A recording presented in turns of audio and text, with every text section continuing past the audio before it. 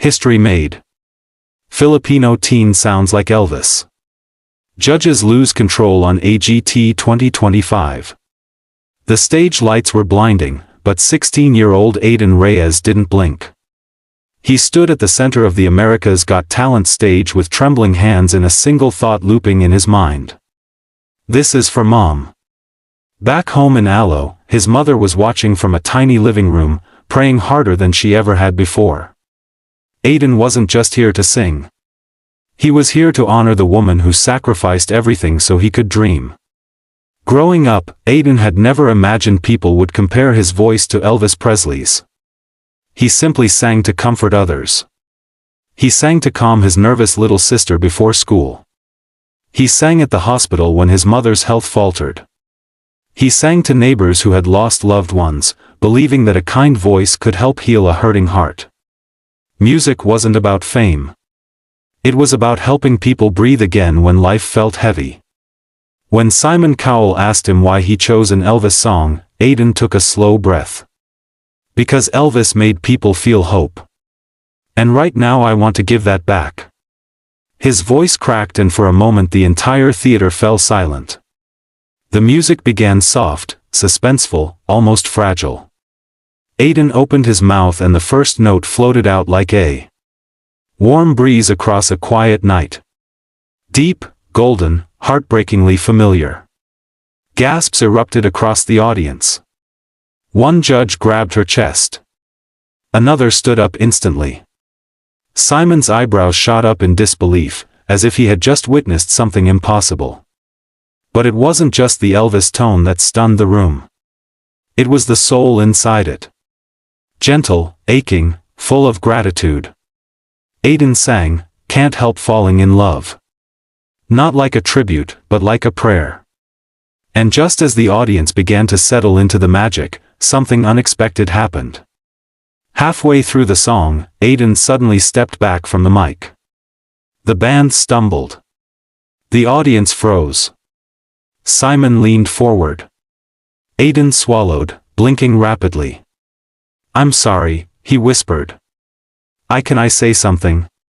The judges exchanged confused glances. Live performances didn't pause. There were no dovers. But Aiden continued softly, "This song, I need to dedicate it to someone." The producer backstage waved frantically, but Simon held up a hand. "Go on," he said. Aiden inhaled shakily. "My mother sold her wedding ring so I could fly here. She told me dreams matter more than jewelry. She thinks I don't know, but I do. So, Mom, this is for you." The audience erupted into emotional applause. Even the camera struggled to capture the tears rolling down cheeks across the theater. He stepped back to the mic, steadier now. With renewed power, Aiden delivered the second half of the song with a voice overflowing with love and selflessness. Every word felt like a promise. Every note felt like a thank you.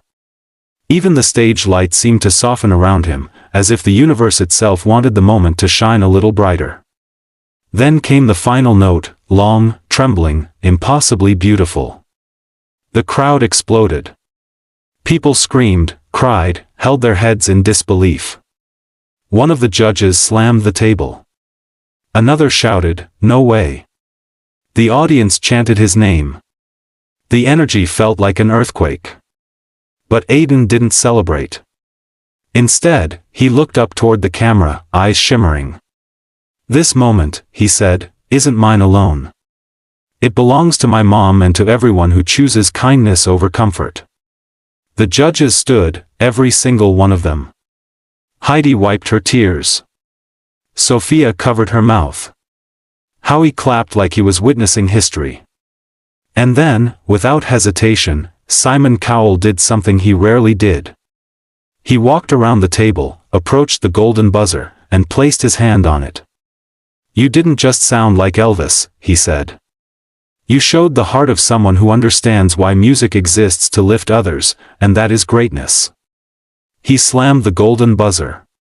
Aiden gasped as golden confetti burst from above, like a storm of dreams finally coming true. He fell to his knees, tears spilling freely. The judges rushed to hug him. The audience's roar shook the building.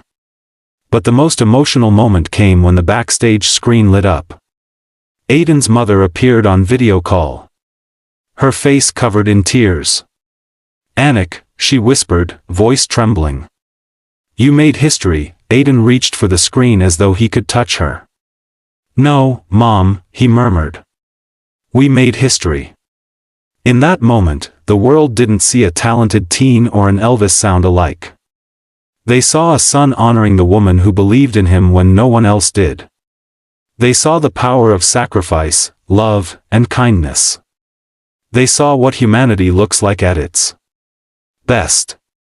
As the confetti fell and the audience continued cheering, Aiden closed his eyes and whispered to himself, "If one person feels less alone because of my song, then every struggle was worth it."